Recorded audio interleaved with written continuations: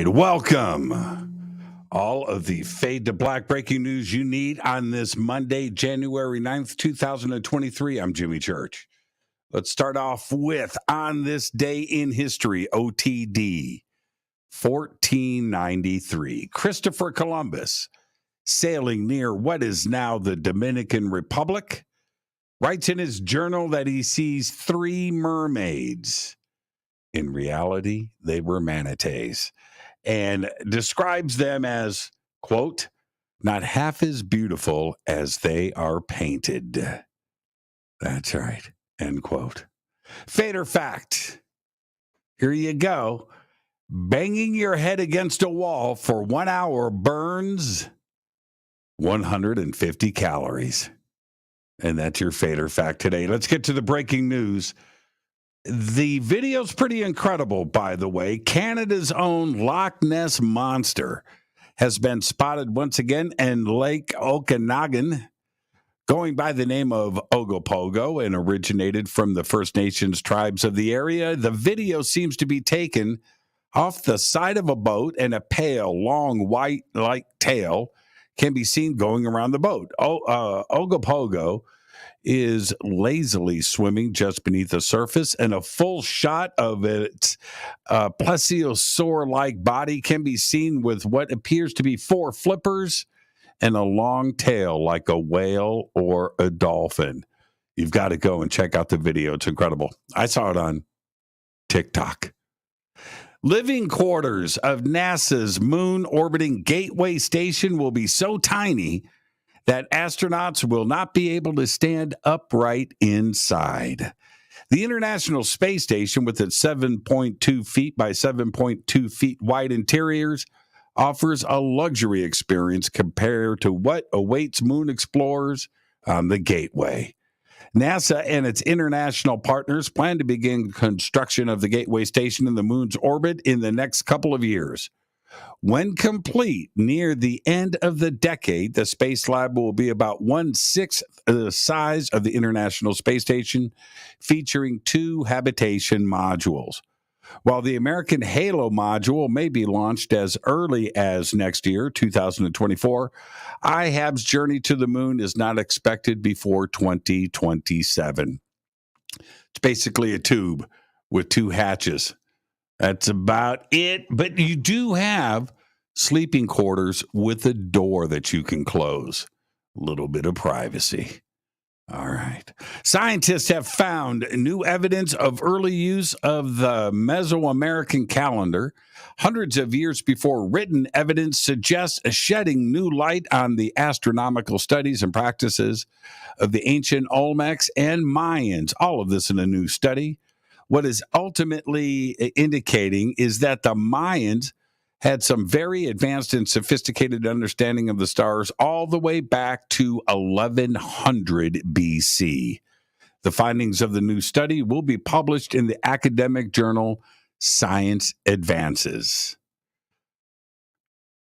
A recently discovered bird with a T-Rex-like skull was unearthed in China, showing in one bizarre fossil a visual representation of the evolution from dinosaurs to birds. Called the Cranonavis zui, the strange hybrid died some 150 million years ago and was uncovered by paleontologists from the Chinese Academy of Sciences in Beijing. Cranonavis is most likely something that behaved like a raptor, they suggest, but flying from tree to tree and pouncing on prey with its sharp claws. The skull, with its sharp, pointy teeth, is oddly similar to the Jurassic Park logo. That's right. Researchers now believe that ancient stone tools discovered in Brazil are the work of monkeys, not early humans. Check this out. The oldest of the stone tools discovered are 50,000 years old, which led to evidence of early human habitation of the region. But the researchers compared the tools found at Pedra Furada to those that the capuchin monkeys make today, and the result is surprising.